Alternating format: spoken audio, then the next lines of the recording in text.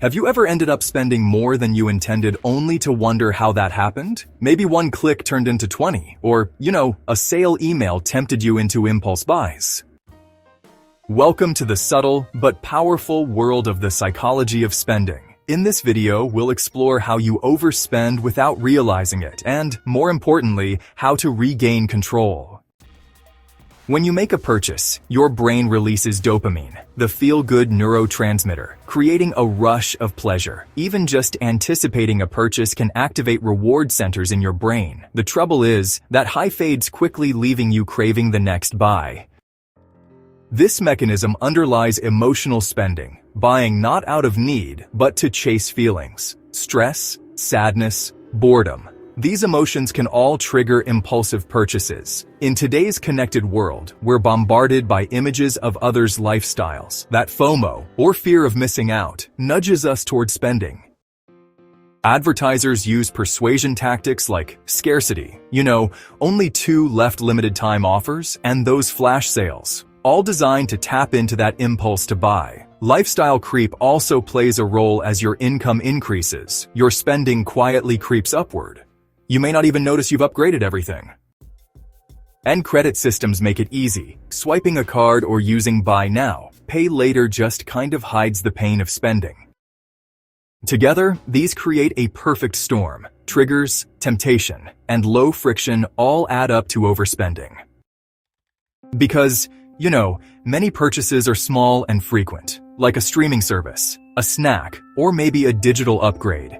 You don't really register them as spending. And honestly, without tracking, those micro spends just pile up before you even notice.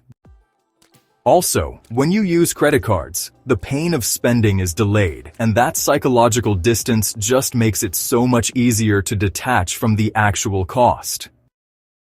Additionally, the justifiable sale mentality, like it's on sale, so I'm saving, can totally trick you into buying things you really don't need. So, let's talk solutions, practical, psychological, and behavioral tactics. Honestly, a lot of these are drawn from financial psychology guides, which I think is super helpful. Try keeping a spending journal for a few weeks. Just jot down what emotions, contexts, or even ads prompted your purchases. It's kinda eye-opening once you start noticing the patterns. Once you know your danger zones, you can actually plan alternative responses. That way, you're ready next time those triggers pop up. Okay, so one smart move is to institute a cooling off rule. That means you wait like 24 to 72 hours before making any non-essential purchases. Honestly, a lot of times, the urge will just fade away and you'll realize you didn't really need that thing after all. Spending physical money, it just feels way more real. Studies actually show that people spend far less when they use cash instead of cards.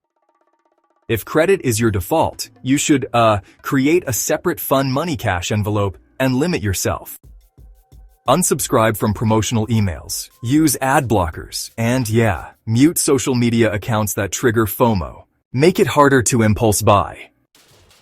Give your money purpose, like for example, saying $5,000 saved for travel or emergency fund with 3 months expenses. It really helps to be specific. When you see how purchases detract from those goals, it totally reframes impulse shopping. Suddenly, it's a lot easier to pause and think before you buy.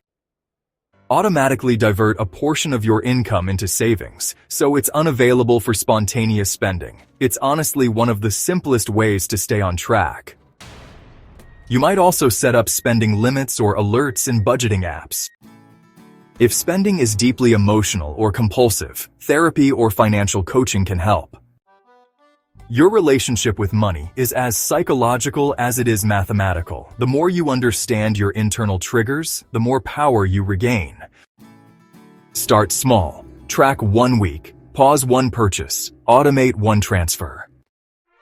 If you found this helpful, hit like, subscribe for more content on mindful money, and let me know in the comments. What's one trigger you discovered in your own spending? Thanks for watching. Remember, spend wisely, live intentionally.